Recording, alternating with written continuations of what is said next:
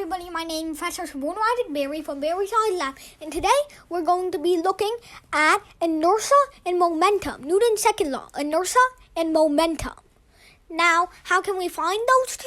Well, inertia is when our velocity is zero, and momentum is when our velocity is greater than zero or non-zero. So now, let's try and find inertia. And so let's say we have a box on a table here, and let's draw a Fg here, so the force of gravity, and then let's draw the normal force up here. And then now we can, the sigma F, which is the net force, is 0. So the box will not be moving. Now, let's say we have another scenario where there's an applied force. Now, the force of static friction will be acting on the object. How can we make the object move? Well, right now the object would still be at rest for as long as Fa is less than FFS. So let's write that down. Fa is less, so Fa is less than Fg. Oh, no, FFS. So, now we're going to be looking at momentum when V is non-zero.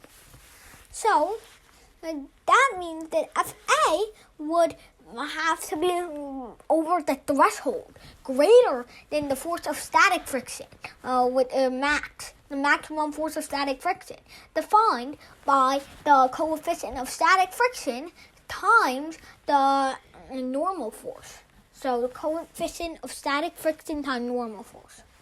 So now, FFS max, Fa must be greater than FFS max. But now, FFS max is sort of like balanced out FFK by FFK. FFK is the kinetic force of friction, which is going to be always equal to the applied force. Otherwise, the box would eventually stop moving. So, we have FFK here.